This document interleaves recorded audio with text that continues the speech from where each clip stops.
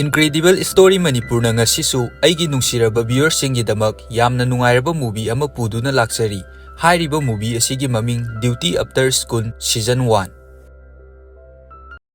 Movie asina haurakpada aikoida school amada uhalai. Mafam asida mipum khudingmak masagi thabakta thawai yamna yawnarami. Mahairoi khara amana class manungda exam tharami. Aduga mahairoi khara amana mapanda sanaduna leirami. Aikoida student anibu ulaami. Makhoi ani mobile da karigumba ama yengduna wari sanarami. Sahi amagi mamangda atiya mathakta purple machugi bon kaya amabu pairakpa urami. Ball aduna pairakpa aduda mafam aduda leiriba miyoising adu loina mipaiba faurami. Aduga makhoina hainarami aikoigi pitribi asi loisalae haiduna. Mipum khudingmakna ball adugi matangda research kaya ama tauki. Adubu hairiba ball sing asi mafam kadaidagi lakhibano haiba makhoina khangba ngamlamde. Madudagi army sing aduna ball sing asibu manghannabagi damak thabak kaya ama tawrami. Adubu makhoina ball sing asi thugainaba tawba matamda ball sing asigi masing asi aduki matik hengalaklammi. Hairiba ball sing asigi maramda scientist sing na research kaya ama tawraba matungda makhoina khangba ngamami madudi hairiba ball sing asina aikhoigi malem pitribi asida karisu amang atapiroi haiba asi. Adugi matungdagi mafam asida ball sing asi tapna mangba hauraammi. Yamna khudong thiningai oi hainaramba achauba ball sing kaya amasu mathanda piksalaktuna mafam aduda mangba hauraklammi. Aikhoida nakal amaromda Jung-hee kauba nupa amabu busdagi kumakpa aikhoina urami. Aduga mahak internet cafe amada changkhirami. Mafam aduda mahaki marup kaya amasu leirami. Makhoi punna mafam aduda game sanarami. Matam aduda magi marup amana maga wari sananaba tawrami. Adubu Jung-hee di magi marup aduna kauriba adu karisu paukhum piramde. Maramdi mahak makhoigi class adugi topper oirami. Aduga mahakna kanagumba amatagasu marup oiba pamlamde. Nakal amaromda aikhoida achauba ball amabu army sing na question duna leiriba adu aikhoida ulai. Army sing adugi commander na order tawrokpagi matung inna luchin kauba army amana mafam aduda leiriba ball aduda nongmaina kapammi. Asumna mahakna nongmaina kapuba adudagi mafam aduda maikhu kaya ama karaklammi. Aduga mafam aduda yamna hauba makhol amasu taraammi. Masigi matung nakal amaromda aikhoina schoolgi classroom amada makhoigi oja nupi amana angangsing adugi exam thakibagi paper adubu yanthokpa adu aikhoina uba phangi. Exam asi haidorakpa matamda Jung-hee na first tarami. Aduga atopa nupa amana second tarami. Aduga nupi amabuna third tarami. Hairiba nupi asina makhoigi class adugi monitor su oirami. Classroom manung aduda makhoina TV aduda news amabu thaduna yengammi. News aduda makhoigi minister na asumna hairami. Education ga loina na school khudingmakta army gi training piragani hairami. Aduga college karaba angangsinggi oinadi hairiba training asi aduki matik maru oi hairami. Hairiba matam asida makhoigi oja aduna makhoisingi mafamda army da yawnaba form adubu yelammi. Hairiba form asi makhoina mayumda puraga parents singa loina na melaga porake hairami. Adubu oja aduna su ayaba pirami. Adugi matung oja aduna form sing adu student khudingmakta yelamba loiraba matung mahak classroom adudagi thokhirami. Mahakna thokhiba aduda oja aduna satra sing aduda yamna nungaitana yengammi. Madudagi classroom manung aduda Jung-hee amadi nupa amaga makhoi ani funarami. Maramdi Jung-hee gi mafamda nupa aduna jealous jamna karami. Matam aduda student amana hongnawdagi yengba matamda army singna makhoigi college aduda lakliba adu urammi. Army sing aduna lakpa uba matamda student sing aduna khalammi. Hokadoriba thodok asi karino aduga makhoina tawgadoriba asina karino haiduna. Numidangi matamda student sing aduna makhoigi parents singi mafamda makhoigi college tagi pirakpa army gi training tawbagi form adubu pirammi. Classroom manungda Jung-hee ga khanakhiba nupa adudi mahaki masa adu khara soammi. Aduga mahakti army training asibu yawba pamlamde. Adubu magi mamana mabu force tawduna training asibu chatnaba hairammi. Mathangi ayukta student sing adu magi pochai sing pack tawnaduna school aduda laammi. Aduga hojik makhoi classroom amada leirammi. Makhoina asumna leiringai makhoigi oja amadi linchu mafam aduda laammi. Mafam aduda lisunna masana masabu masakta ammi. Aduga mahak makhoigi training asigi head oigadoribani. ꯑꯗꯨꯒ ꯑꯃꯨꯛꯁꯨ ꯍꯥꯏꯔꯝꯃꯤ ꯅꯈꯣꯏꯒꯤ classroom ꯑꯁꯤꯗ ꯂꯩꯔꯤꯕ student ꯈꯨꯗꯤꯡꯃꯛ ꯍꯥꯟꯅ ꯂꯩꯔꯝꯕ ꯅꯈꯣꯏꯒꯤ ꯐꯠꯇ꯭ꯔꯕ ꯕꯤꯍꯦꯕꯤꯌꯔꯁꯤꯡ ꯑꯗꯨꯕꯨ ꯈꯨꯗꯛꯇꯒꯤ ꯊꯥꯗꯣꯛꯀꯗꯧꯕꯅꯤ ꯑꯗꯨꯒ ꯃꯐꯝ ꯑꯁꯤꯗ ꯂꯩꯃꯤꯟꯅꯔꯤꯕ ꯅꯈꯣꯏ ꯈꯨꯗꯤꯡꯃꯛ ꯐꯦꯃꯤꯂꯤ ꯑꯃꯒꯨꯝ ꯌꯥꯝꯅ ꯅꯨꯡꯁꯤꯅꯅ ꯐꯖꯅ ꯂꯣꯏꯅꯒꯗꯧꯕꯅꯤ ꯑꯗꯨꯒꯤꯁꯨ ꯃꯊꯛꯇ ꯅꯈꯣꯏꯒꯤ ꯅꯝꯕꯔ ꯑꯃꯃꯝꯕꯨꯁꯨ ꯄꯤꯒꯅꯤ ꯑꯗꯨꯒ ꯅꯈꯣꯏꯅ ꯇ꯭ꯔꯦꯅꯤꯡ ꯇꯧꯕ ꯃꯇꯝꯗ ꯌꯥꯝꯅ ꯄꯨꯛꯅꯤꯡ ꯆꯪꯅ ꯇ꯭ꯔꯦꯅꯤꯡ ꯑꯁꯤꯕꯨ ꯌꯥꯎꯒꯗꯧꯕꯅꯤ ꯑꯗꯨꯒꯤ ꯃꯇꯨꯡ ꯅꯨꯄꯤ ꯑꯃꯗꯤ ꯅꯨꯄꯥꯁꯤꯡꯒꯤ ꯑꯣꯏꯕ ꯇꯣꯉꯥꯟꯕ ꯔꯨꯝ ꯑꯃꯃꯝ ꯄꯤꯔꯝꯃꯤ ꯔꯨꯝ ꯃꯅꯨꯡ ꯑꯗꯨꯗ ꯅꯨꯄꯥꯁꯤꯡ ꯑꯗꯨꯗꯤ ꯑꯗꯨꯛꯀꯤ ꯃꯇꯤꯛ ꯂꯥꯡꯉꯝꯃꯤ ꯐꯥꯒꯤ ꯀꯌꯥ ꯑꯃꯁꯨ ꯇꯧꯅꯔꯝꯃꯤ ꯑꯗꯨꯒꯤꯁꯨ ꯃꯊꯛꯇ ꯃꯈꯣꯏ ꯃꯁꯦꯟ ꯍꯥꯏꯅꯔꯝꯃꯤ ꯍꯧꯖꯤꯛ ꯑꯩꯈꯣꯏꯅ ꯂꯩꯔꯤꯕ ꯑꯁꯤ ꯁꯝꯃꯔ ꯀꯦꯝꯞ ꯂꯩꯕꯒꯨꯝꯕꯅꯤ ꯍꯥꯏꯅꯔꯝꯃꯤ ꯑꯗꯨꯒ ꯅꯨꯄꯤ ꯃꯆꯥꯁꯤꯡ ꯑꯗꯨꯁꯨ ꯃꯐꯝ ꯑꯗꯨꯗ ꯃꯦꯀꯞ ꯀꯌꯥ ꯑꯃ ꯇꯧꯗꯨꯅ ꯌꯥꯝꯅ ꯅꯨꯡꯉꯥꯏꯅ ꯂꯩꯔꯝꯃꯤ ꯑꯁꯨꯝꯅ ꯃꯈꯣꯏꯅ ꯂꯩꯔꯤꯉꯩ ꯅꯨꯄꯤ ꯑꯥꯔꯃꯤ ꯑꯃ ꯃꯐꯝ ꯑꯗꯨꯗ ꯆꯪꯉꯛꯑꯝꯃꯤ ꯑꯗꯨꯒ ꯅꯨꯄꯤꯁꯤꯡ ꯑꯗꯨꯗ ꯃꯍꯥꯛꯅ ꯃꯈꯣꯏꯅ ꯇꯧꯔꯤꯕ ꯊꯕꯛ ꯑꯁꯤ ꯂꯦꯞꯅꯕ ꯍꯥꯏꯔꯝꯃꯤ ꯑꯗꯨꯒꯤ ꯃꯇꯨꯡ ꯁ꯭ꯇꯨꯗꯦꯟꯠꯁꯤꯡ ꯑꯗꯨꯕꯨ ꯒ꯭ꯔꯥꯎꯟꯗ ꯂꯣꯏꯅ ꯀꯧꯊꯣꯛꯂꯕ ꯃꯇꯨꯡꯗ ꯁ꯭ꯇꯨꯗꯦꯟꯠꯁꯤꯡ ꯑꯗꯨꯒꯤ ꯃꯐꯝꯗ ꯅꯣꯡꯃꯩ ꯀꯃꯥꯏꯅ ꯄꯥꯏꯒꯅꯤ ꯍꯥꯏꯕꯒꯤ ꯃꯑꯣꯡ ꯇꯥꯛꯅꯕ ꯇꯧꯔꯝꯃꯤ ꯃꯇꯝ ꯑꯗꯨꯗ ꯁ꯭ꯇꯨꯗꯦꯟꯠꯁꯤꯡ ꯑꯗꯨꯅ ꯅꯣꯡꯃꯩ ꯑꯗꯨꯕꯨ ꯄꯥꯏꯗꯨꯅ ꯑꯉꯥꯡ ꯃꯆꯥꯒꯤ ꯇꯥꯏꯞꯇ ꯁꯥꯟꯅꯔꯛꯂꯝꯃꯤ ꯃꯗꯨꯗꯒꯤ ꯁ꯭ꯇꯨꯗꯦꯟꯠꯁꯤꯡ ꯑꯗꯨꯗ ꯂꯤꯆꯨꯟꯅ ꯍꯥꯏꯔꯛꯏ ꯃꯁꯤ ꯅꯈꯣꯏꯒꯤ ꯁꯥꯟꯅꯄꯣꯠꯅꯤ ꯍꯥꯏꯅ ꯈꯟꯕ꯭ꯔꯥ ꯃꯁꯤ ꯁꯥꯟꯅꯄꯣꯠ ꯅꯠꯇꯦ ꯅꯣꯡꯃꯩꯅꯤ ꯍꯧꯖꯤꯛ ꯅꯈꯣꯏꯅ ꯇꯧꯒꯗꯧꯔꯤꯕ ꯑꯁꯤ ꯅꯣꯡꯃꯩ ꯀꯃꯥꯏꯅ ꯀꯥꯞꯀꯅꯤ ꯍꯥꯏꯕ ꯑꯁꯤꯅꯤ ꯃꯔꯝꯗꯤ ꯅꯈꯣꯏ ꯅꯁꯥꯅ ꯅꯁꯥꯒꯤ ꯊꯋꯥꯏ ꯑꯁꯤꯕꯨ ꯀꯟꯖꯅꯕ ꯍꯣꯠꯅꯒꯗꯕꯅꯤ ꯑꯁꯤꯒꯤ ꯃꯇꯨꯡꯗꯒꯤ ꯃꯈꯣꯏ ꯇ꯭ꯔꯦꯅꯤꯡ ꯇꯧꯕ ꯍꯧꯔꯛꯑꯝꯃꯤ ꯇ꯭ꯔꯦꯅꯤꯡ ꯂꯣꯏꯔꯕ ꯃꯇꯨꯡ ꯁ꯭ꯇꯨꯗꯦꯟꯠꯁꯤꯡ ꯑꯗꯨ ꯑꯗꯨꯛꯀꯤ ꯃꯇꯤꯛ ꯋꯥꯔꯝꯃꯤ ꯑꯗꯨꯕꯨ ꯁ꯭ꯇꯨꯗꯦꯟꯠ ꯈꯔ ꯑꯃꯗꯤ ꯌꯥꯝꯅ ꯍꯔꯥꯎꯔꯝꯃꯤ ꯑꯗꯨꯕꯨ ꯁ꯭ꯇꯨꯗꯦꯟꯠ ꯈꯔ ꯑꯃꯗꯤ ꯃꯐꯝ ꯑꯗꯨꯗ ꯌꯥꯝꯅ ꯀꯞꯄꯝꯃꯤ ꯃꯈꯣꯏꯅ ꯃꯐꯝ ꯑꯁꯤꯗ ꯂꯩꯕ ꯄꯥꯝꯂꯝꯗꯦ ꯃꯈꯣꯏꯒꯤ ꯃꯌꯨꯝꯗ ꯍꯟꯕ ꯄꯥꯝꯂꯝꯃꯤ ꯃꯔꯝꯗꯤ ꯃꯐꯝ ꯑꯁꯤꯗ ꯃꯣꯕꯥꯏꯜ ꯐꯣꯟꯁꯨ ꯄꯣꯔꯛꯄ ꯌꯥꯔꯝꯗꯦ ꯅꯥꯀꯜ ꯑꯃꯔꯣꯝꯗ ꯑꯥꯔꯃꯤꯒꯤ ꯇ꯭ꯔꯦꯅꯤꯡ ꯑꯁꯤ ꯂꯥꯛꯄ ꯃꯇꯝꯗ ꯅꯨꯄꯥ ꯁ꯭ꯇꯨꯗꯦꯟꯠ ꯑꯃꯅ ꯃꯥꯒꯤ ꯐꯣꯟ ꯑꯗꯨꯕꯨ ꯃꯐꯝ ꯑꯁꯤꯗ ꯂꯣꯠꯅ ꯄꯣꯔꯛꯂꯝꯃꯤ ꯃꯥꯒꯤ ꯐꯣꯟ ꯑꯗꯨꯗꯒꯤ ꯂꯩꯔꯤꯕ ꯁ꯭ꯇꯨꯗꯦꯟꯠꯁꯤꯡ ꯑꯗꯨꯒꯤ ꯃꯐꯝꯗ ꯚꯤꯗꯤꯑꯣ ꯑꯃꯕꯨ ꯎꯠꯂꯝꯃꯤ ꯃꯗꯨꯗꯤ ꯑꯥꯔꯃꯤꯁꯤꯡ ꯑꯗꯨꯅ ꯃꯐꯝ ꯑꯗꯨꯗ ꯂꯩꯔꯤꯕ ꯁꯥ ꯁꯟ ꯈꯨꯗꯤꯡꯃꯛꯄꯨ ꯅꯣꯡꯃꯩꯅ ꯀꯥꯞꯇꯨꯅ ꯂꯣꯏꯅ ꯍꯥꯠꯂꯝꯃꯤ ꯚꯤꯗꯤꯑꯣ ꯑꯁꯤ ꯌꯦꯡꯂꯕ ꯃꯇꯨꯡ ꯃꯥꯒꯤ ꯃꯔꯨꯞ ꯑꯃꯅ ꯑꯁꯨꯝꯅ ꯍꯥꯏꯔꯝꯃꯤ ꯁꯤꯇꯤ ꯑꯁꯤꯗ ꯀꯔꯤꯒꯨꯝꯕ ꯚꯥꯏꯔꯁ ꯑꯃ ꯂꯩꯔꯦ ꯃꯔꯝ ꯑꯁꯤꯅ ꯈꯨꯗꯣꯡꯊꯤꯕ ꯊꯣꯛꯄ ꯌꯥꯕ ꯈꯨꯗꯣꯡꯊꯤꯅꯤꯡꯉꯥꯏ ꯑꯣꯏꯕ ꯁꯥ ꯈꯨꯗꯤꯡꯃꯛ ꯂꯣꯏꯅ ꯍꯥꯠꯂꯤꯕꯅꯤ ꯃꯔꯝ ꯑꯁꯤꯅ ꯃꯈꯣꯏ ꯃꯤꯑꯣꯏꯕꯁꯤꯡꯗ ꯑꯦꯇꯦꯛ ꯇꯧꯗ꯭ꯔꯤꯕꯅꯤ ꯃꯁꯤꯅ ꯇꯥꯛꯄꯗꯤ ꯃꯐꯝ ꯑꯁꯤꯗ ꯋꯥꯔ ꯍꯧꯔꯦ ꯍꯥꯏꯕꯅꯤ ꯑꯁꯨꯝꯅ ꯂꯩꯔꯤꯉꯩ ꯌꯣꯟꯖꯨ ꯔꯨꯝ ꯑꯗꯨꯗꯒꯤ ꯊꯣꯛꯂꯛꯑꯝꯃꯤ ꯃꯥꯅ ꯑꯁꯨꯝ ꯊꯣꯛꯂꯛꯄ ꯃꯇꯝꯗ ꯂꯤꯆꯨꯟꯒ ꯊꯦꯡꯅꯔꯝꯃꯤ ꯑꯗꯨꯒ ꯑꯁꯨꯝꯅ ꯍꯥꯏꯔꯛꯏ ꯅꯪꯅ ꯊꯟꯗ ꯅꯥꯏꯇꯣꯝ ꯑꯣꯏꯅ ꯃꯄꯥꯟꯗ ꯊꯣꯛꯄ ꯌꯥꯗꯦ ꯅꯪꯅ ꯇꯧꯒꯗꯧꯕ ꯊꯕꯛ ꯈꯨꯗꯤꯡꯃꯛ ꯃꯐꯝ ꯑꯁꯤꯗ ꯂꯩꯔꯒ ꯑꯗꯨꯃꯛ ꯇꯧ ꯍꯥꯏꯔꯝꯃꯤ ꯃꯇꯥꯡ ꯑꯁꯤꯗ ꯖꯤꯌꯣꯟꯖꯨꯅ ꯂꯤꯆꯨꯟꯒꯤ ꯃꯐꯝꯗ ꯃꯃꯥꯟꯅꯕ ꯑꯃꯅ ꯐꯣꯟ ꯄꯣꯔꯛꯄ ꯑꯗꯨꯒꯤ ꯃꯇꯥꯡꯗꯁꯨ ꯍꯥꯏꯔꯝꯃꯤ ꯑꯁꯤꯒꯤ ꯃꯇꯨꯡꯗ ꯂꯤꯆꯨꯟꯅ ꯐꯣꯟ ꯑꯗꯨꯕꯨ ꯂꯧꯗꯨꯅ ꯃꯐꯝ ꯑꯗꯨꯗꯒꯤ ꯆꯠꯈꯤꯔꯝꯃꯤ ꯂꯤꯆꯨꯟꯅ ꯃꯐꯝ ꯑꯗꯨꯗꯒꯤ ꯆꯠꯈ꯭ꯔꯕ ꯃꯇꯨꯡꯗ ꯅꯨꯄꯥ ꯑꯗꯨꯅ ꯖꯤꯌꯣꯟꯖꯨꯒꯤ ꯃꯅꯥꯛꯇ ꯆꯪꯉꯛꯇꯨꯅ ꯑꯁꯨꯝꯅ ꯍꯥꯏꯔꯝꯃꯤ ꯑꯩꯒꯤ ꯐꯣꯟ ꯑꯁꯤꯕꯨ ꯅꯪꯅ ꯐꯥꯍꯟꯈꯤꯕꯒꯤꯗꯃꯛ ꯑꯩꯅꯁꯨ ꯅꯪꯒꯤ ꯅꯐꯝꯗ ꯔꯤꯚꯦꯟꯖ ꯂꯧꯔꯛꯈꯤꯅꯤ ꯍꯥꯏꯔꯝꯃꯤ ꯑꯁꯤꯒꯤ ꯃꯇꯨꯡꯗ ꯃꯈꯣꯏꯅ ꯂꯩꯔꯤꯕ ꯃꯐꯝ ꯑꯁꯤꯗ ꯑꯆꯧꯕ ꯕꯣꯜ ꯑꯃꯕꯨ ꯇꯥꯔꯛꯑꯝꯃꯤ ꯕꯣꯜ ꯑꯗꯨꯒꯤ ꯃꯅꯨꯡꯗꯒꯤ ꯌꯥꯝꯅ ꯆꯥꯎꯕ ꯃꯣꯟꯁꯇꯔ ꯑꯃꯕꯨ ꯊꯣꯛꯂꯛꯑꯝꯃꯤ ꯑꯗꯨꯒ ꯃꯇꯝ ꯑꯗꯨꯗ ꯑꯆꯧꯕ ꯃꯣꯟꯁꯇꯔ ꯑꯗꯨꯅ ꯖꯤꯌꯣꯟꯖꯨꯕꯨ ꯐꯥꯖꯤꯟꯈꯤꯔꯝꯃꯤ ꯑꯗꯨꯒ ꯑꯇꯣꯞꯄ ꯁ꯭ꯇꯨꯗꯦꯟꯠ ꯑꯗꯨꯕꯨꯁꯨ ꯃꯣꯟꯁꯇꯔ ꯀ꯭ꯔꯦꯁꯔ ꯑꯗꯨꯅ ꯐꯥꯅꯕ ꯇꯧꯔꯛꯄ ꯃꯇꯝꯗ ꯃꯇꯥꯡ ꯑꯗꯨꯗ ꯂꯤꯆꯨꯟ ꯂꯥꯛꯇꯨꯅ ꯃꯥꯕꯨ ꯀꯟꯕꯤꯔꯝꯃꯤ ꯑꯗꯨꯒꯤ ꯃꯇꯨꯡ ꯌꯥꯝꯅ ꯊꯨꯅ ꯀ꯭ꯔꯦꯁꯔ ꯑꯗꯨ ꯕꯣꯜ ꯑꯃꯒꯤ ꯃꯑꯣꯡꯗ ꯑꯃꯨꯛ ꯑꯣꯟꯈꯤꯔꯝꯃꯤ ꯊꯣꯛꯈꯤꯕ ꯊꯧꯗꯣꯛ ꯑꯁꯤꯒꯤ ꯃꯇꯥꯡꯗ ꯃꯈꯣꯏꯒꯤ ꯑꯣꯖꯥ ꯑꯗꯨꯅꯁꯨ ꯈꯪꯂꯛꯄ ꯃꯇꯝꯗ ꯃꯍꯥꯛ ꯊꯋꯥꯏ ꯌꯥꯝꯅ ꯋꯥꯔꯝꯃꯤ ꯂꯤꯆꯨꯟꯅ ꯑꯣꯖꯥ ꯑꯗꯨꯒꯤ ꯃꯐꯝꯗ ꯕꯣꯟꯗꯒꯤ ꯊꯣꯛꯂꯛꯄ ꯀ꯭ꯔꯦꯁꯔ ꯑꯁꯤꯒꯤ ꯃꯇꯥꯡꯗ ꯁ꯭ꯇꯨꯗꯦꯟꯠ ꯑꯃꯕꯨ ꯆꯥꯈ꯭ꯔꯦ ꯍꯥꯏꯕ ꯑꯁꯤ ꯂꯣꯠꯁꯤꯟꯅꯕ ꯍꯥꯏꯔꯝꯃꯤ ꯃꯔꯝꯗꯤ ꯍꯥꯏꯔꯤꯕ ꯄꯥꯎ ꯑꯁꯤ ꯇꯥꯕ ꯇꯥꯔꯒꯗꯤ ꯃꯐꯝ ꯑꯁꯤꯗ ꯂꯩꯔꯤꯕ ꯁ꯭ꯇꯨꯗꯦꯟꯠ ꯈꯨꯗꯤꯡꯃꯛ ꯑꯗꯨꯛꯀꯤ ꯃꯇꯤꯛ ꯋꯥꯒꯅꯤ ꯑꯗꯨꯅ ꯃꯈꯣꯏꯅ ꯖꯤꯌꯣꯟꯖꯨꯕꯨ ꯃꯌꯨꯝꯗ ꯆꯠꯈ꯭ꯔꯦ ꯍꯥꯏꯗꯨꯅ ꯍꯥꯏꯖꯤꯟꯅꯕꯒꯤꯗꯃꯛ ꯍꯥꯏꯔꯝꯃꯤ ꯃꯇꯥꯡ ꯑꯁꯤꯗ ꯖꯤꯌꯣꯟꯖꯨꯅ ꯍꯥꯟꯅ ꯊꯣꯛꯈꯤꯕ ꯊꯧꯗꯣꯛ ꯑꯃꯕꯨ ꯅꯤꯡꯁꯤꯡꯗꯨꯅ ꯃꯍꯥꯛ ꯌꯥꯝꯅ ꯅꯨꯡꯉꯥꯏꯇꯅ ꯂꯩꯔꯝꯃꯤ ꯃꯇꯥꯡ ꯑꯁꯤꯗ ꯑꯩꯈꯣꯏꯗ ꯃꯃꯥꯡꯒꯤ ꯁꯤꯟ ꯑꯃꯕꯨ ꯍꯪꯒꯠꯅ ꯎꯠꯂꯛꯏ ꯃꯇꯥꯡ ꯑꯁꯤꯗ ꯑꯩꯈꯣꯏꯅ ꯐꯤꯂꯝ ꯑꯁꯤꯒꯤ ꯍꯧꯔꯛꯄꯗ ꯎꯈꯤꯕ ꯃꯇꯥꯡ ꯑꯗꯨꯅꯤ ꯑꯆꯧꯕ ꯕꯣꯜ ꯑꯃꯒꯤ ꯑꯀꯣꯏꯕꯗ ꯑꯥꯔꯃꯤꯁꯤꯡꯅ ꯀꯣꯏꯁꯤꯟꯗꯨꯅ ꯂꯩꯔꯤꯕ ꯑꯗꯨ ꯃꯐꯝ ꯑꯗꯨꯗ ꯃꯈꯣꯏꯒꯤ ꯀꯃꯥꯟꯗꯔꯒꯤ ꯑꯣꯔꯗꯔꯒꯤ ꯃꯇꯨꯡ ꯏꯟꯅ ꯂꯤꯆꯨꯟꯅ ꯕꯣꯜ ꯑꯗꯨꯗ ꯅꯣꯡꯃꯩꯅ ꯀꯥꯞꯄꯝꯃꯤ ꯑꯁꯨꯝꯅ ꯕꯣꯜ ꯑꯗꯨꯗ ꯑꯦꯇꯦꯛ ꯇꯧꯔꯨꯕ ꯑꯗꯨꯗꯒꯤ ꯃꯐꯝ ꯑꯗꯨꯗ ꯃꯩꯈꯨ ꯀꯌꯥ ꯑꯃꯕꯨ ꯀꯥꯔꯛꯑꯝꯃꯤ ꯑꯗꯨꯒ ꯑꯍꯧꯕ ꯃꯈꯣꯜ ꯑꯃꯒ ꯂꯣꯏꯅꯅ ꯑꯆꯧꯕ ꯕꯣꯜ ꯑꯗꯨꯒꯤ ꯃꯅꯨꯡꯗꯒꯤ ꯀ꯭ꯔꯦꯁꯔ ꯊꯣꯛꯂꯛꯑꯝꯃꯤ ꯑꯗꯨꯒ ꯍꯥꯏꯔꯤꯕ ꯀ꯭ꯔꯦꯁꯔꯁꯤꯡ ꯑꯗꯨꯅ ꯃꯐꯝ ꯑꯗꯨꯗ ꯂꯩꯔꯤꯕ ꯂꯤꯆꯨꯟꯒꯤ ꯑꯥꯔꯃꯤꯁꯤꯡ ꯑꯗꯨꯕꯨ ꯂꯣꯏꯅ ꯑꯦꯇꯦꯛ ꯇꯧꯔꯝꯃꯤ ꯀ꯭ꯔꯦꯁꯔ ꯑꯗꯨꯅ ꯑꯦꯇꯦꯛ ꯇꯧꯔꯛꯄ ꯃꯇꯝ ꯑꯗꯨꯗ ꯑꯥꯔꯃꯤ ꯑꯣꯐꯤꯁꯥꯔ ꯀꯌꯥ ꯑꯃꯕꯨꯁꯨ ꯃꯐꯝ ꯑꯗꯨꯗ ꯁꯤꯔꯝꯃꯤ ꯑꯗꯨꯒ ꯂꯤꯆꯨꯟꯕꯨꯁꯨ ꯃꯐꯝ ꯑꯗꯨꯗ ꯌꯥꯝꯅ ꯇꯝꯊꯤꯅ ꯁꯣꯛꯑꯝꯃꯤ ꯃꯁꯤꯗꯒꯤ ꯂꯤꯆꯨꯟꯅ ꯈꯪꯈꯤ ꯃꯗꯨꯗꯤ ꯍꯥꯏꯔꯤꯕ ꯕꯣꯜ ꯑꯁꯤꯗꯒꯤ ꯊꯣꯛꯂꯛꯄ ꯀ꯭ꯔꯦꯁꯔ ꯑꯁꯤ ꯑꯗꯨꯛꯀꯤ ꯃꯇꯤꯛ ꯈꯨꯗꯣꯡꯊꯤꯅꯤꯡꯉꯥꯏ ꯑꯣꯏ ꯍꯥꯏꯕ ꯑꯁꯤ ꯅꯥꯀꯜ ꯑꯃꯔꯣꯝꯗ ꯑꯩꯈꯣꯏꯅ ꯑꯣꯖꯥ ꯑꯗꯨꯕꯨ ꯑꯃꯨꯛ ꯎꯔꯝꯃꯤ ꯃꯍꯥꯛ ꯃꯥꯒꯤ ꯀꯥꯔ ꯃꯅꯨꯡ ꯑꯗꯨꯗ ꯔꯦꯗꯤꯑꯣ ꯇꯥꯗꯨꯅ ꯂꯩꯔꯝꯃꯤ ꯔꯦꯗꯤꯑꯣꯒꯤ ꯄꯥꯎ ꯑꯗꯨꯗ ꯑꯁꯨꯝꯅ ꯍꯥꯏꯔꯝꯃꯤ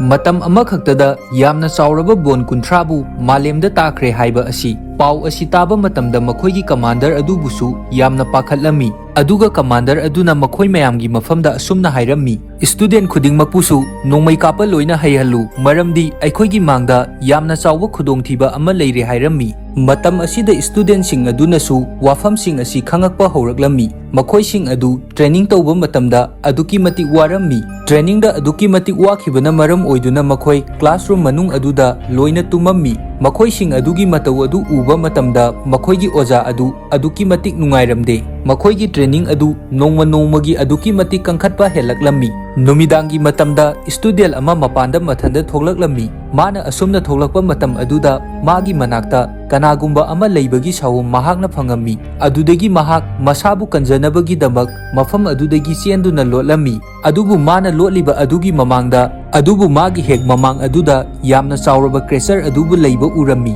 mafam aduda crasher aduna mabu sakhirammi adubu matang aduda mahak mikap thoglaklammi haujik thokhiba thodok adu magi mamang oiduna leirammi mathangi numita student sing adugi test ama pangthoami hairiba test asida lichunna student sing adubu nongmai assemble tawhalami nongmai assemble tawba matam aduda student sing adu loina pass tawrami adubu nupi amabudi nongmai adu phajana assemble tawba ngamamde ayuktagi numidang phawba mahak nongmai adu assemble tawnaba hotnarami adubu tawba ngamlamde maram asidagi student sing aduna mabu fattana amadi usitana ngangnaba hauraklammi matam aduda lichunna asumna hairami karigidamak nakhoina adumna hairibano kanagumba amatana lanthengnaba matamda naitom lanthengnaroi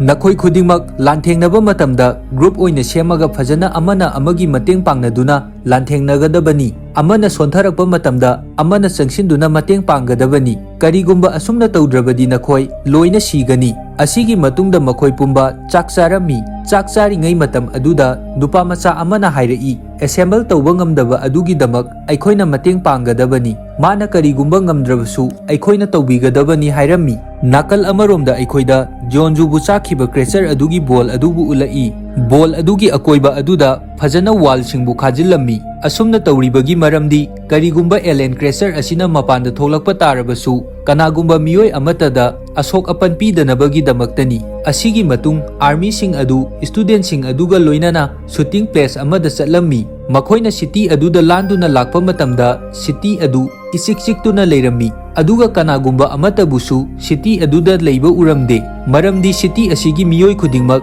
army sing asina shape oigadoba mafam amada thaidoktuna thamkhrabani makhoina asum lambi aduda lakpa matamda yamna chawba ahoba amabu urammi hairiba ahoba makhul asida bol achauba amabu mafam asida taaduna leiribani makhoi mayamna asum lakpa matamda lichunna lambi aduda karigumba amagbu ukhibagum tawrammi mana uriba adu makhoigi damakti khudong thiningai oigadawribani matam aduda mana student sing adubu mafam asidagi kana amata lengdanaba hairammi aduga lichun amadi magi army ga tawduna mafam aduda kari lege haiba yengnabagi damak changkhirammi mafam aduda lichunna leitabagi tanja adu lawduna student nupa ani khakna dukal amada changduna chanaba lawba chakhirammi oja aduna makhoigi maramda khanglakpa matamda lichunga loinana mafam adudagi makhoibu thiba chatkirammi asumna oja adubusu makhoigi mafam adudagi chatkhiba adudagi student sing adu makhoina leiramba mafam adudagi mafam amadagi mafam amada koichat chatnaba haurammi tanja aduda student nupi ama mathanda mafam amada chatlammi mana asum lakpa matamda magi hek mamangda nongmai amabu taduna leiriba adu mahakna urammi nongmai adubu mana lokhatpa matamda miyoi amagi akakpa makhut adubu nongmai aduda paiduna leirammi madu uba matamda mahak yamna kiraduna kanna lauraklammi mana asumna laurakpa aduda makhoi pumba mafam aduda chensilaklammi mafam aduda i mayam amasu chaiduna leirammi ba ising adu uba matamda makhoi sing adu aduki matik kirammi matam aduda makhoigi oja aduna mamanglomda tapna changsinba haurammi adubu matam aduda student amana oja adubu khamammi aduga asumna hairammi kanana khangbano mafam asida leiriba asi jionjubo hatkhiba crasher adu oirambasu asumna hairakpa aduda mafam aduda leiriba student sing adu yamna angakpa faurammi mafam asida leiriba student sing asinadi makhoina khalami madudi jionju asi mayumda chatkre haiduna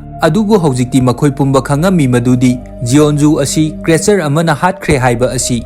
ꯁ꯭ꯇꯨꯗꯦꯟꯠꯁꯤꯡ ꯑꯗꯨ ꯖꯤꯌꯣꯟꯖꯨꯕꯨ creature ꯑꯃꯅ ꯍꯥꯠꯈ꯭ꯔꯦ ꯍꯥꯏꯕꯁꯤ ꯈꯪꯂꯛꯄ ꯃꯇꯝꯗ ꯃꯈꯣꯏ ꯌꯥꯝꯅ ꯑꯀꯤꯕ ꯐꯥꯎꯔꯝꯃꯤ꯫ ꯑꯁꯨꯝꯅ ꯃꯈꯣꯏꯅ ꯂꯩꯔꯤꯉꯩ ꯈꯪꯍꯧꯗꯅ ꯃꯐꯝ ꯑꯗꯨꯗ ꯑꯄꯤꯛꯄ ꯀ꯭ꯔꯦꯆꯔ ꯑꯦꯂꯦꯟ ꯀꯌꯥ ꯑꯃꯕꯨ ꯃꯐꯝ ꯑꯁꯤꯗ ꯂꯥꯛꯑꯝꯃꯤ꯫ ꯃꯈꯣꯏꯒꯤ ꯑꯣꯖꯥ ꯑꯗꯨꯅ ꯃꯈꯣꯏ ꯄꯨꯝꯅꯃꯛꯄꯨ ꯃꯐꯝ ꯑꯁꯤꯗꯒꯤ ꯆꯦꯟꯈꯤꯅꯕ ꯍꯥꯏꯔꯝꯃꯤ, ꯑꯗꯨꯒ ꯃꯈꯥꯗ ꯇꯥꯔꯤꯕ ꯅꯣꯡꯃꯩ ꯑꯗꯨꯕꯨ ꯃꯥꯅ ꯄꯥꯏꯗꯨꯅ ꯀ꯭ꯔꯦꯆꯔ ꯂꯥꯛꯂꯤꯕꯁꯤꯡ ꯑꯗꯨꯕꯨ ꯃꯍꯥꯛꯅ ꯅꯣꯡꯃꯩꯅ ꯀꯥꯞꯇꯨꯅ ꯍꯥꯠꯄ ꯍꯧꯔꯛꯂꯝꯃꯤ꯫ ꯑꯗꯨꯕꯨ ꯀ꯭ꯔꯦꯆꯔ ꯑꯃꯅ ꯑꯣꯖꯥ ꯑꯗꯨꯕꯨ ꯃꯐꯝ ꯑꯗꯨꯗ ꯌꯥꯝꯅ ꯇꯝꯊꯤꯅ ꯍꯥꯠꯂꯝꯃꯤ꯫ ꯃꯇꯥꯡ ꯑꯗꯨꯗ ꯑꯥꯔꯃꯤꯁꯤꯡ ꯑꯗꯨꯕꯨꯁꯨ ꯃꯐꯝ ꯑꯗꯨꯗ ꯂꯥꯛꯑꯝꯃꯤ, ꯑꯗꯨꯒ ꯀ꯭ꯔꯦꯆꯔꯁꯤꯡ ꯑꯗꯨꯒ ꯅꯣꯡꯃꯩ ꯀꯥꯞꯇꯨꯅ ꯂꯥꯟꯊꯦꯡꯅꯕ ꯍꯧꯔꯛꯂꯝꯃꯤ꯫ ꯑꯁꯨꯝꯅ ꯇꯧꯔꯤꯉꯩ ꯀ꯭ꯔꯦꯆꯔ ꯑꯃꯅ ꯇꯨꯡꯂꯣꯝꯗꯒꯤ ꯂꯥꯛꯂꯒ ꯑꯥꯔꯃꯤ ꯑꯃꯕꯨꯁꯨ ꯃꯉꯛ ꯀꯛꯇꯨꯅ ꯍꯥꯠꯈꯤꯔꯝꯃꯤ꯫ ꯑꯁꯨꯝꯅ ꯇꯧꯔꯛꯄ ꯑꯁꯤꯗꯒꯤ ꯁ꯭ꯇꯨꯗꯦꯟꯠꯁꯤꯡ ꯑꯗꯨ ꯃꯥꯅ ꯊꯣꯛꯄ ꯃꯐꯝ ꯈꯨꯗꯤꯡꯃꯛꯇ ꯆꯥꯏꯊꯣꯛꯇꯨꯅ ꯆꯦꯟꯅꯈꯤꯔꯝꯃꯤ꯫ ꯈꯔ ꯑꯃꯅ ꯃꯣꯜ ꯑꯃꯒꯤ ꯃꯅꯨꯡꯗ ꯆꯪꯗꯨꯅ ꯂꯣꯠꯂꯝꯃꯤ꯫ ꯃꯐꯝ ꯑꯁꯤꯗꯁꯨ ꯀ꯭ꯔꯦꯆꯔꯁꯤꯡ ꯑꯁꯤ ꯂꯩꯔꯤꯕꯅꯤ꯫ ꯃꯈꯣꯏꯅ ꯑꯁꯨꯝ ꯆꯦꯜꯂꯛꯄ ꯃꯇꯝꯗ ꯅꯨꯄꯥ ꯑꯃꯒꯤ ꯃꯈꯣꯡꯗ ꯅꯨꯄꯤ ꯑꯃꯅ ꯐꯥꯔꯛꯑꯝꯃꯤ꯫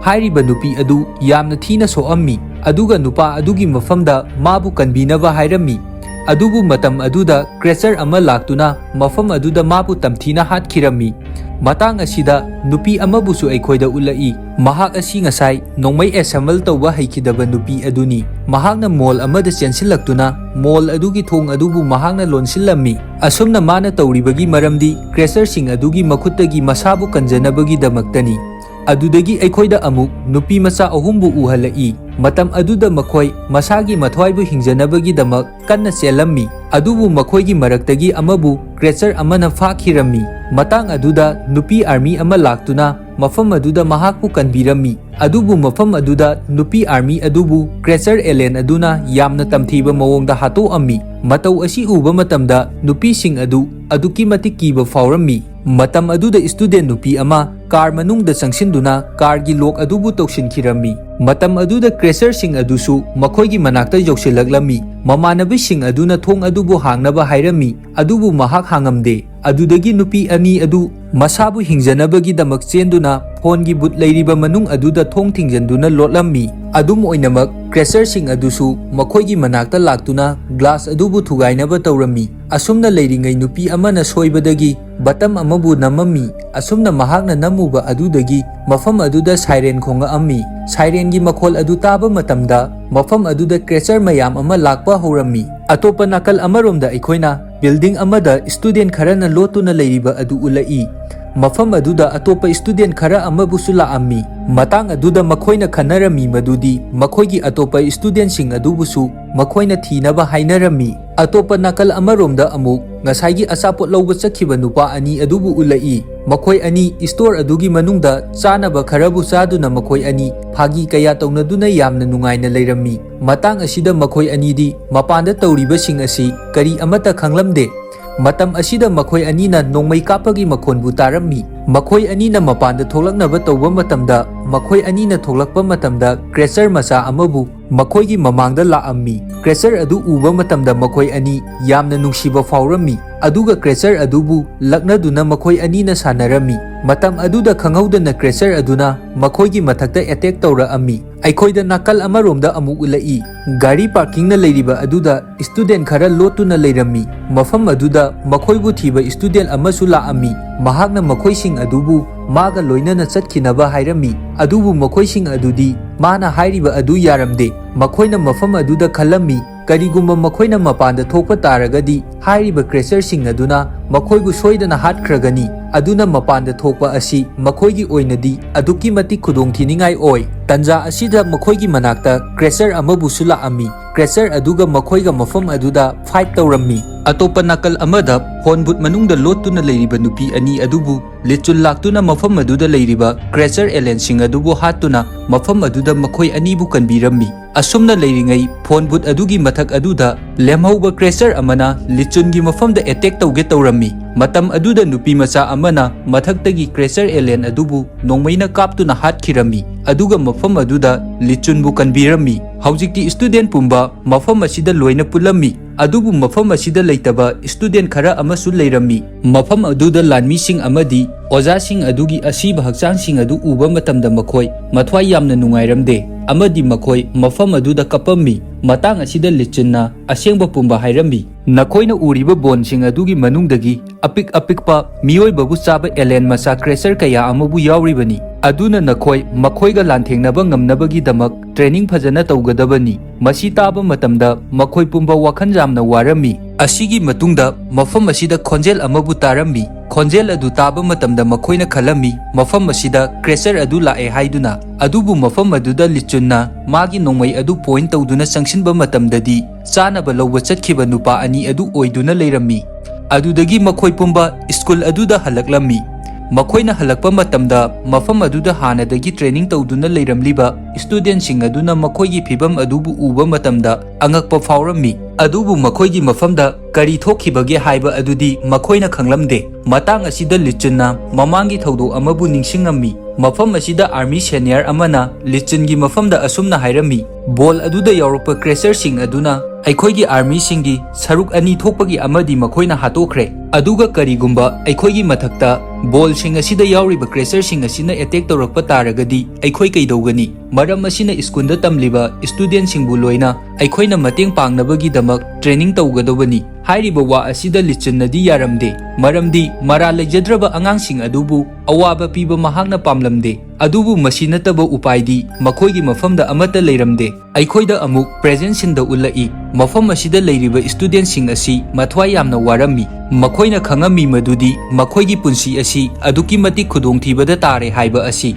ꯑꯗꯨꯒ ꯃꯈꯣꯏ ꯄꯨꯝꯕꯅ ꯃꯌꯨꯝꯗ ꯍꯟꯕ ꯄꯥꯝꯂꯝꯃꯤ꯫ ꯃꯇꯝ ꯑꯗꯨꯗ ꯃꯈꯣꯏꯒꯤ ꯃꯅꯥꯛꯇ ꯂꯤꯆꯨꯟꯕꯨ ꯂꯥꯛꯑꯝꯃꯤ, ꯑꯗꯨꯒ ꯃꯈꯣꯏꯁꯤꯡꯒꯤ ꯃꯐꯝꯗ ꯑꯁꯨꯝꯅ ꯍꯥꯏꯔꯝꯃꯤ, ꯁꯤꯇꯤ ꯑꯁꯤꯗ ꯃꯤꯑꯣꯏ ꯀꯅꯥ ꯑꯃꯠꯇ ꯂꯩꯕ ꯅꯠꯇꯦ꯫ ꯅꯈꯣꯏꯒꯤ ꯄꯦꯔꯦꯟꯠꯁꯤꯡ ꯑꯗꯨꯁꯨ ꯁꯥꯐꯒꯗꯕ ꯃꯐꯝ ꯊꯤꯗꯨꯅ ꯑꯩꯈꯣꯏꯅ ꯊꯩꯗꯣꯛꯇꯨꯅ ꯊꯝꯈ꯭ꯔꯕꯅꯤ꯫ ꯑꯗꯨꯒꯤꯁꯨ ꯃꯊꯛꯇ ꯑꯩꯈꯣꯏꯅ ꯈꯪꯕ ꯉꯝꯕ ꯅꯠꯇꯦ ꯁꯤꯇꯤ ꯑꯁꯤꯒꯤ ꯀꯔꯝꯕ ꯖꯒꯥꯗ ꯕꯣꯜꯁꯤꯡ ꯑꯁꯤ ꯇꯥꯔꯛꯀꯅꯤ ꯍꯥꯏꯕ ꯑꯁꯤ꯫ ꯃꯔꯝ ꯑꯁꯤꯅ ꯃꯄꯥꯟꯗ ꯆꯠꯄꯗꯒꯤꯗꯤ ꯃꯐꯝ ꯑꯁꯤꯗ ꯂꯩꯕꯅ ꯅꯈꯣꯏꯒꯤ ꯑꯣꯏꯅꯗꯤ ꯍꯦꯟꯅ ꯁꯦꯐ ꯑꯣꯏꯒꯅꯤ꯫ ꯃꯁꯤꯗꯒꯤ ꯑꯩꯈꯣꯏꯗ ꯑꯥꯔꯃꯤꯒꯤ ꯂꯦꯕ ꯑꯃꯗ ꯎꯠꯂꯛꯏ꯫ ꯃꯐꯝ ꯑꯁꯤꯗ ꯑꯄꯤꯛꯄ ꯀ꯭ꯔꯦꯁꯔꯁꯤꯡ ꯑꯗꯨꯕꯨ ꯇꯦꯁ ꯀꯌꯥ ꯆꯠꯊꯔꯝꯃꯤ꯫ ꯃꯁꯤꯗꯒꯤ ꯃꯈꯣꯏꯅ ꯈꯪꯕ ꯉꯝꯃꯤ ꯃꯗꯨꯗꯤ ꯀ꯭ꯔꯦꯁꯔ ꯑꯦꯂꯦꯟꯁꯤꯡ ꯑꯁꯤ ꯌꯨꯔꯥꯅꯤꯌꯝ ꯒꯟꯒꯤ ꯃꯈꯨꯠꯇꯗꯤ ꯁꯤ ꯍꯥꯏꯕ ꯑꯁꯤ, ꯑꯗꯨꯕꯨ ꯑꯆꯧꯕꯁꯤꯡꯗꯤ ꯃꯁꯤꯅ ꯁꯣꯛꯍꯟꯕ ꯉꯝꯂꯝꯗꯦ꯫ ꯅꯨꯃꯤꯗꯥꯡꯒꯤ ꯃꯇꯝꯗ ꯁ꯭ꯇꯨꯗꯦꯟꯠꯁꯤꯡ ꯑꯗꯨꯅ ꯈꯟꯅꯔꯝꯃꯤ ꯃꯗꯨꯗꯤ ꯃꯈꯣꯏ ꯄꯨꯝꯕ ꯃꯐꯝ ꯑꯁꯤꯗꯒꯤ ꯆꯦꯟꯊꯣꯛꯈ꯭ꯔꯁꯤ ꯍꯥꯏꯗꯨꯅ꯫ ꯃꯈꯣꯏꯅ ꯃꯄꯥꯟꯗ ꯊꯣꯛꯂꯕ ꯃꯇꯨꯡꯗ ꯃꯈꯣꯏꯒꯤ ꯃꯃꯥ ꯃꯄꯥꯁꯤꯡ ꯑꯗꯨꯕꯨ ꯊꯤꯔꯨꯁꯤ ꯍꯥꯏꯅꯔꯝꯃꯤ꯫ ꯑꯗꯨꯕꯨ ꯃꯈꯣꯏꯅ ꯊꯣꯛꯂꯛꯄ ꯃꯇꯝꯗ ꯅꯨꯄꯥꯁꯤꯡ ꯑꯗꯨꯅ ꯂꯥꯡꯉꯛꯄꯗꯒꯤ ꯃꯈꯣꯏꯅ ꯇꯧꯔꯤꯕꯁꯤꯡ ꯑꯗꯨ ꯂꯤꯆꯨꯟꯅ ꯂꯣꯏꯅ ꯈꯪꯉꯝꯃꯤ꯫ ꯂꯤꯆꯨꯟꯅ ꯃꯈꯣꯏꯁꯤꯡ ꯑꯗꯨꯕꯨ ꯄꯥꯅꯤꯁꯃꯦꯟꯠ ꯄꯤꯔꯝꯃꯤ꯫ ꯑꯗꯨꯒꯤ ꯃꯇꯨꯡ ꯁ꯭ꯇꯨꯗꯦꯟꯠꯁꯤꯡ ꯑꯗꯨ ꯇꯨꯃꯤꯟꯅ ꯈꯛ ꯂꯩꯊꯣꯛꯑꯝꯗꯦ꯫ ꯁ꯭ꯀꯨꯜ ꯑꯗꯨꯗ ꯂꯩꯔꯤꯕ ꯁ꯭ꯇꯨꯗꯦꯟꯠ ꯈꯨꯗꯤꯡꯃꯛꯀꯤ ꯃꯐꯝꯗ ꯃꯈꯣꯏꯅ ꯃꯈꯣꯏꯒꯤ ꯄꯨꯟꯁꯤ ꯑꯁꯤ ꯈꯨꯗꯣꯡꯊꯤꯕꯗ ꯇꯥꯔꯒꯅꯤ ꯍꯥꯏꯕ ꯑꯁꯤ ꯃꯈꯣꯏꯅ ꯂꯣꯏꯅ ꯁꯟꯇꯣꯛꯑꯝꯃꯤ, ꯑꯗꯨꯒ ꯃꯈꯣꯏ ꯄꯨꯝꯕ ꯂꯣꯏꯅ ꯁꯤꯔꯒꯅꯤ ꯍꯥꯏꯔꯝꯃꯤ꯫ ꯑꯗꯨꯒꯤ ꯃꯇꯨꯡꯗꯒꯤ ꯁ꯭ꯇꯨꯗꯦꯟꯠꯁꯤꯡ ꯑꯗꯨ ꯂꯣꯏꯅ ꯁ꯭ꯀꯨꯜꯗꯒꯤ ꯊꯣꯛꯂꯛꯑꯝꯃꯤ, ꯑꯗꯨꯒ ꯃꯈꯣꯏꯅ ꯆꯠꯈꯤꯅꯕ ꯍꯥꯏꯔꯝꯃꯤ꯫ ꯑꯗꯨꯕꯨ ꯑꯥꯔꯃꯤꯁꯤꯡ ꯑꯗꯨꯅ ꯃꯈꯣꯏꯕꯨ ꯆꯠꯇꯅꯕ ꯈꯥꯝꯃꯝꯃꯤ, ꯑꯗꯨꯒ ꯃꯈꯣꯏ ꯄꯨꯝꯕꯕꯨ ꯃꯅꯨꯡꯗ ꯆꯪꯈꯤꯅꯕ ꯍꯥꯏꯔꯝꯃꯤ, ꯃꯔꯝꯗꯤ ꯃꯈꯣꯏꯅ ꯃꯄꯥꯟꯗ ꯂꯩꯕ ꯍꯥꯏꯕꯁꯤ ꯃꯈꯣꯏꯒꯤ ꯑꯣꯏꯅꯗꯤ ꯌꯥꯝꯅ ꯈꯨꯗꯣꯡꯊꯤꯅꯤꯡꯉꯥꯏ ꯑꯣꯏꯔꯝꯃꯤ꯫ ꯃꯇꯝ ꯑꯁꯤꯗ ꯈꯪꯍꯧꯗꯅ ꯑꯆꯧꯕ ꯕꯣꯜ ꯑꯃꯕꯨ ꯃꯈꯣꯏꯅ ꯂꯩꯔꯤꯕ ꯃꯐꯝ ꯑꯁꯤꯗ ꯇꯥꯔꯛꯂꯝꯃꯤ꯫ ꯕꯣꯜ ꯑꯗꯨꯗꯒꯤ ꯊꯣꯛꯂꯛꯄ ꯑꯄꯤꯛꯄ ꯀ꯭ꯔꯦꯁꯔꯁꯤꯡ ꯑꯗꯨꯅ ꯃꯈꯣꯏꯒꯤ ꯃꯊꯛꯇ ꯑꯦꯇꯦꯛ ꯇꯧꯕ ꯍꯧꯔꯛꯑꯝꯃꯤ, ꯑꯗꯨꯒ ꯃꯐꯝ ꯑꯗꯨꯗ ꯂꯩꯔꯤꯕ ꯃꯤꯁꯤꯡ ꯑꯗꯨꯕꯨ ꯌꯥꯝꯅ ꯇꯝꯊꯤꯅ ꯍꯥꯠꯄ ꯍꯧꯔꯛꯑꯝꯃꯤ꯫ ꯑꯗꯨꯗꯒꯤ ꯑꯥꯔꯃꯤꯁꯤꯡ ꯑꯗꯨꯅ ꯁ꯭ꯇꯨꯗꯦꯟꯠꯁꯤꯡ ꯑꯗꯨꯕꯨ ꯁ꯭ꯀꯨꯜ ꯑꯗꯨꯒꯤ ꯃꯅꯨꯡꯗ ꯆꯪꯈꯤꯅꯕ ꯍꯥꯏꯔꯝꯃꯤ꯫ ꯃꯇꯝ ꯑꯗꯨꯗ ꯃꯈꯣꯏꯅ ꯃꯅꯨꯡꯗ ꯆꯪꯕ ꯅꯪꯗ꯭ꯔꯤꯉꯩ ꯁ꯭ꯇꯨꯗꯦꯟꯠ ꯈꯔꯕꯨꯁꯨ ꯀ꯭ꯔꯦꯁꯔꯁꯤꯡ ꯑꯗꯨꯅ ꯍꯥꯠꯂꯝꯃꯤ꯫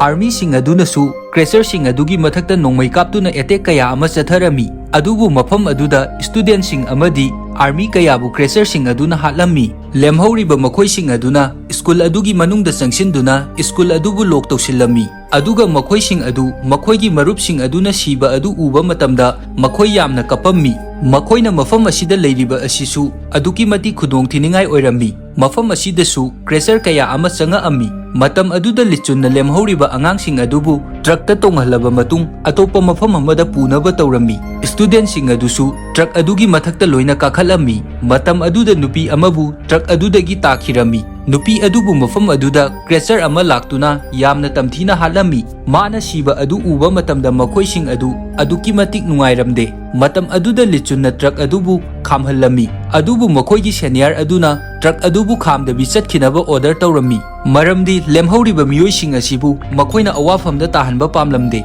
Asidagi aikoina uba phangami madudi mafam asida leiriba makoigi city asi mapung phana mangta e haiba asi matam asida school asidagi truck anibu thaudoraklami lichunga loinana lakliba truck adudi army camp na leiriba mafam amada jawraklami mafam asida yawrakliba student sing asidi aduki matik shep oirami adubu makoina mafam asida makoigi marup singbu uba phanglamde atopa moiga lakminakhiba truck adu mafam asida uramde nakal amaromda aikoida atopa truck adubu amu uhalai truck asigi driver asi crasher amana hatkirami aduga makoigi truck adubu mafam asida accident thoami asumna accident asi thokpa matamda student nupi ama yamna tamthina soami adudagi makoi student sing aduna map adubu yenglami makoigi panthungpham jawgadauba asi makoina leiriba mafam asidagi kayam lapige haiduna makoina yengba matamda aduki matik laptuna leirami makoina mafam adu yownaba khongna chatpa haibasi oithoamde hojik makoigi marup amasu soktuna leiribani makoina mafam aduda khanarami mafam asida leirasi haiduna maramdi mafam asida crasher na lakpagi chance asi aduki matik nemammi asidagi aikoida amuk army camp da ulai student sing adu makoigi marup sing adugi damak thawai yamna warami aduga makoina lichungi mafamda makoigi marup sing adubu thiba chatnaba hairami truck adu accident thokibana maram oiduna makoi sing adu numidangi matamda leinaba manak nakba yum amada chatnaba hairami makoi pumnamak yum adu da chatringai makoina chatkadawriba lambi aduda mak amamam tawduna thanami asumna makoina tawribagi maramdi karigumba makoibu kanba laklagasu makoibu thirakpada wadanabagi damaktani army camp aduda lichuna makoigi senior aduda student sing adubu kanba chatnaba hairami adubu senior aduna di yaramde aduga asumna hairai hojik aikoina makoigi damak khanbagi mathau tadre hairami lichun matam aduda yamna saurami adugi matung mahak commander amagi manakta laami aduga commander adugi mafamda asumna hairami senior na aikoibu mafam asida lengdana leihanba pamlammi aduga angangsing adubusu kanba chatpa haibasi commander na pamlamde matang aduda commander aduna asumna hairami adu fatte aikoina makoibu kangadabani karigumba aikoina makoibu kandrabadi makoidi kanana kangani aduga mahakna truck so amabu army amadagi lauraga lichungi mafamda pirammi asina maram oiraga atopa student sing adubu kanba chatpa haibasi mahakna ngamlagani nakal amaromda asokpa nupi adugi damak makoina yum aduda medicine bu thirami makoina asum thirakpa matamda medikit amasu phangami matam aduda nupi amana chanaba chips packet amabu thengnarami mahakna chips adubu mafam aduda kana amata khangdanaba lotsilami hojik nupi aduna mafam amada lotliba chips adubu chaduna leirami matam aduda crasher amana mabu lotna yengduna leirami masi ubada mahak mafam adudagi yamna kiraduna lauraga chelami atopa student sing adusu mabu uba matamda question chenarami crasher aduna yum aduda sangaktanabagi damak thong adusu thingjalami makoina khalami hojikti makoi crasher asidagi shape oire haiduna adubu crasher asina mafam khudingmakta changaknaba honarami aduga matang asida makoina khangami madudi mafam asida leiriba asi crasher amakhaktani haiba asi makoina yum aduda paliba thongnau sing adubu loina lok tawkhrabani adubu makoina leiriba mafam asida paliba thongnau asi kaiduna leirami maram asidagi makoina thongnau asibu upu amana mensilami matam asida crasher asi yum asigi manungda changakpa ngamlamde lichunna student sing adubu thiba lakpa matamda mana thaurakliba truck adugi maningda khonjen kharabu taraklami matam aduda lichunna truck adubu khamduna maning aduda yengba matamda mafam aduda student sing adu loina yauduna leirami mafam asida makoisu makoigi marupu thiba laklibani makoi singna tawriba thabak asida lichunna yaningamde aduga makoida kemta hankinaba hairami adubu makoi sing aduna kemta hankibagi wafam adubu yaramde matang asida makoina pamami makoigi marup sing adubu lichunga loinana thiba asi makoigi matik mathauna adu uba matamda lichunsu yamna haraurami nakal amaromda aikoida yum aduda leiriba student sing adubu amu ulai makoi singi maraktagi student amana garage ta leiriba gari amabu urami madudagi makoi singi mafamda hairami aikoi mafam asidagi chatpa yaragani haiduna adubu luribadi makoigi mafam asida crasher amabusu lotuna leiribani karigumba makoina makhol ama hek thokpa matamda mafam aduda crasher aduna laktuna makoigi mathakta attack tawrakadoribani adudagi makoigi maraktagi amana makhon thohandabida tumina garage adubu tamna chatlami aduga mahakna thongnau adubu hangnabagi damak khulai amabu lawthoami Room manung aduda makoising aduna TV adu yamna hauna tharami maramdi makhol asigi maikaida crasher adubu laknabagi damaktani matau asumna crasher adusu sound adugi maikai adomda laami matam asida makoina thongnau adu hangdoktuna mafam adudagi tuminna thoglaami adubu hairiba crasher asi aduki matik lausing leirami maram asina makoigi matungda mahakna tanaba hauraklammi aduga makoigi mathakta attack tawraami masidagi makoina khangami adudi makoina kaidaunungda crasher asidagi nanthoktuna satpa asi oithoklaroi haiba asi asina maram oiduna makoi mayamgi maraktagi amabu makoi mayamgi damak sacrifice tawduna mafam asida leihauba tarami mafam asida makoina asokpa nupi adubu mafam asida leihaunabagi damak hainarami adubu mahakna yaramde adudagi makoi mafam aduda game amabu sanarami hairiba game asida chai mayam amabu mi amana pairami aduga chaising asidagi masa masana amamam khalami aduga chaising asida khwaidagi tenba miyoi aduna mafam asida leihaugadabani aduga atopasing adubuna mafam asidagi chatkigadabani game asi sanarakpa matamda haujikti nupa masa amagi mafamda chai atenba amabu tarami matam aduda mahak aduki matik akiba faurami maramdi magi mafamda chai asi atenba tarabanina makhoi mayamna mabu mafam asida thanamlaga makhoising adu chatkidawribani magi matau adu uba matamda magi marup amana magi chai adubu lona thide ami aduga mahakna mafam asida leihaurage nakhoi pumba chatkhro hairami magi matau aduda makhoi pumba nungaitaba faurami adum oinamak makhoi pumba mafam adu thaduktuna chatpa tarami adugi matung nupa aduna mafam aduda makhon kaya amabu thoalami asumna makhonsing asi taba matamda alien crasher adu magi manakta jawraklammi asidagi nupa adu mathwai hingjanabagi damak yamna kanna chelammi asumna mahakna crasher adudagi masabu hingjanabagi damak buildingi mathak kayabu chongduna chelammi adubu tanja aduda crasher aduna magi mathakta attack tawraklammi matam aduda magi marup ama laktuna crasher aduda ice maninbu kapsillammi ice manin adu kapsiluba adudagi crasher adu mafam aduda freeze tawduna leikhirammi mahakna mafam asida khangami madudi crasher sing asi ice ta khangduna leiba ngamde haiba asi matau karamna mahakna khanglibano hairabadi market manungda sanaba thiba changluba matamda crasher amana attack tawrakhiba aduda crasher adu freeze amagi manungda changkhirami adudagi matang aduda crasher adu freeze tawduna leikhirami mafam asida lichun amadi student sing adusu yawraami mafam asida makoina yeamba ero sing adubusu thengnarami masidagi makoina khangami madudi mafam asigi anakpada makoi sing asi leire haiba asi nakal amaromda nupa ani aduna crasher adubu freeze tawhalamlaba matungda yamna harauna thoglaami tanja aduda makoigi tungda crasher adu laktuna makoigi mathakta attack tawrakpa hauraami adubu matam aduda lichul laktuna makoi anibu kanbirami aduga nongmaibu yamna kapa heiba khut yamna chumba nupi adubuna mafam aduda leiriba crasher adubu nongmaina kaptuna hatlami makoi sing adu mafam aduda yamna haraurami maramdi makoigi marup sing aduga amuk hanna unaba phangba aduda madudagi makoi sing adu lichunga loinana army camp aduda amuk puduna laami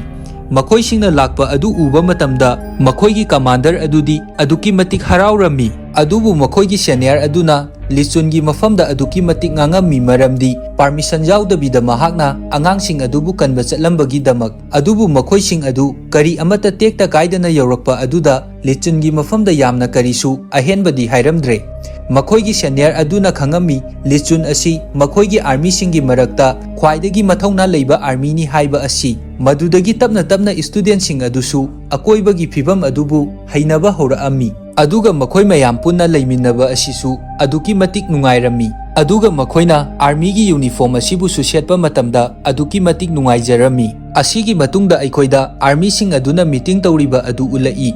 mafam asida makoina hainarami adudi mafam asida bol kaya amabu makhada tarakre haiba asi maram asina mafam asida alien crasher kaya amabu laklagani lakliba crasher sing adubu aikoina lanthengnagadabani aduga amuksu makhatana hairami aikoigi army singna crasher asigi tangkhai amabudi hatkrabani adum oinamak matam aduda aikoigi lanmi kaya amasu sikhirami aduga senior aduna lichungi mafamda hairami nangna student sing aduga loinana alien crasher singna leiriba mafam aduda chattuna alien crasher sing aduga lanthengnagadabani makhoi khudingmak hauji crasher sing aduga lanthengnaba chatlagani haiba matamda aduki matik mathwai warami amadi akiba kaya amasu faurami ꯑꯁꯤꯗꯒꯤ ꯃꯈꯣꯏꯁꯤꯡ ꯑꯗꯨ ꯐꯖꯅ ꯇꯨꯝꯕ ꯆꯥꯕ ꯌꯥꯔꯝꯗꯦ꯫ ꯃꯇꯝ ꯑꯁꯤꯗ ꯃꯈꯣꯏꯅ ꯃꯈꯣꯏꯒꯤ ꯍꯧꯈ꯭ꯔꯕ ꯄꯨꯟꯁꯤꯁꯤꯡꯕꯨ ꯑꯃꯨꯛ ꯍꯟꯅ ꯅꯤꯡꯁꯤꯡꯂꯝꯃꯤ꯫ ꯃꯇꯝ ꯑꯗꯨꯗꯗꯤ ꯃꯈꯣꯏ ꯆꯥꯕ ꯊꯛꯄ ꯂꯥꯏꯔꯤꯛ ꯄꯥꯕ ꯀꯌꯥ ꯇꯧꯗꯨꯅ ꯂꯩꯔꯝꯕꯅꯤ꯫ ꯑꯗꯨꯕꯨ ꯍꯧꯖꯤꯛꯇꯤ ꯃꯈꯣꯏꯒꯤ ꯄꯨꯟꯁꯤ ꯑꯁꯤ ꯑꯗꯨꯛꯀꯤ ꯃꯇꯤꯛ ꯆꯦꯟꯖ ꯇꯧꯔꯦ꯫ ꯃꯇꯥꯡ ꯑꯗꯨꯗ ꯂꯤꯆꯟ ꯑꯃꯗꯤ ꯃꯥꯒꯤ ꯀꯃꯥꯟꯗꯔ ꯑꯗꯨꯒ ꯂꯥꯛꯑꯝꯃꯤ꯫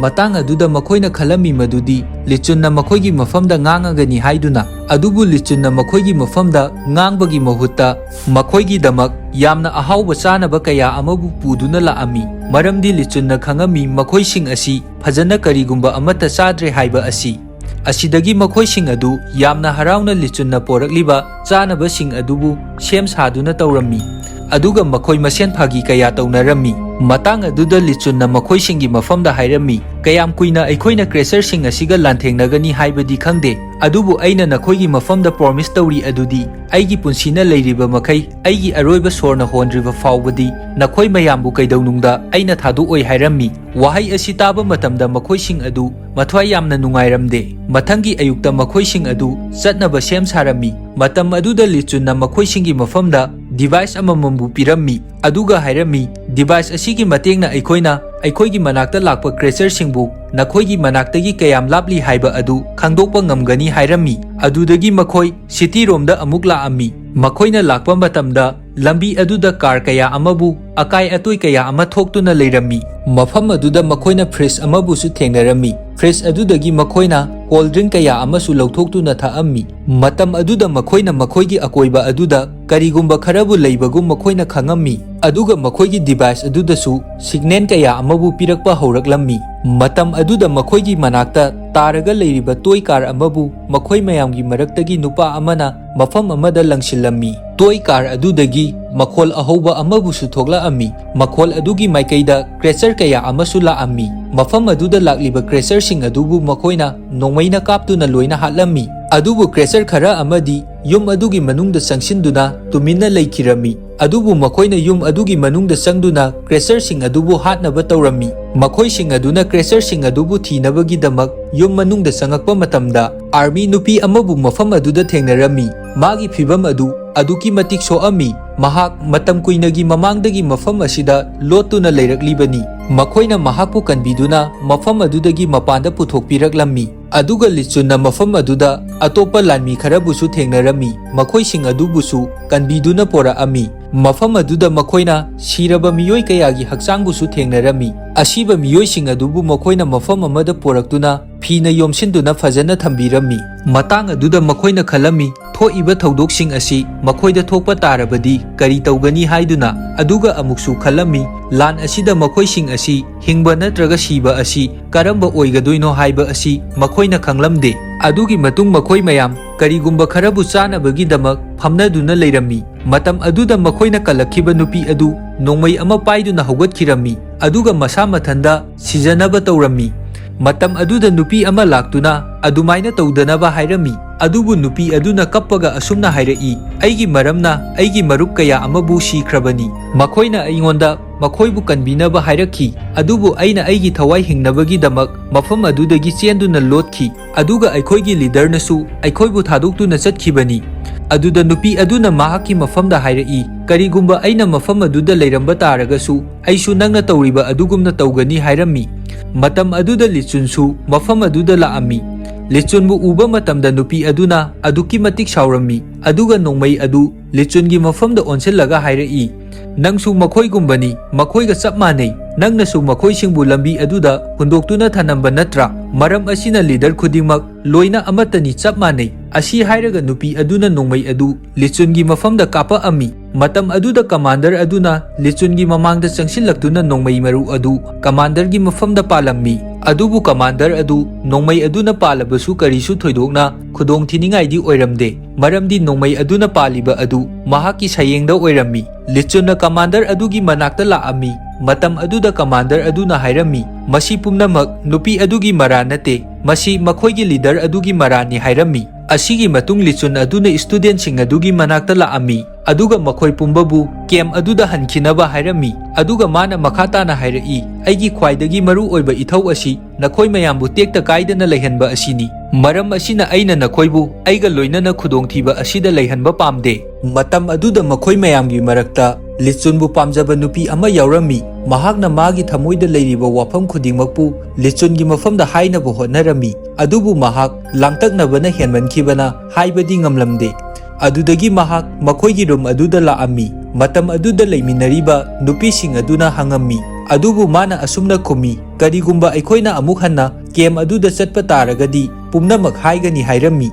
Nakal amaromda nongmai kapa yamna haiba nupi aduna roof adugi mathaktagi urami makhoina leiriba maikai aduda crasher singna laiba adu urami crasher sing asigi mathangi target asi makhoina leiriba base asida oirami makhoina mafam asida warep ama laurami madudi crasher sing asi amuk makhoigi manakta amuk hana lakle maram asina makhoi singa crasher asiga lanthengna ba haibasi aduki matik asonba oirami maram asina makhoina crasher sing asiga lanthengna bagi damak mafam asida army kharabu helanba mathau tarami maram asina mafam asida army kharabu kaunaba tawrami adubu tanja aduda student sing aduna asumna hairami army sing aduna mafam asida yaurakpa matamdadi aduki matik thengkhragani maram asina aikoi leiriba sing asina ngamnaba crasher sing asiga lanthengna hairami masi taba matamda lichun amadi commander adu yamna haraurami maramdi makhoina angang sing asidagi asumna intelligent oiramgani haiba asi makhoina asa tawrudabani matam asida makhoina plan amabu silami madudi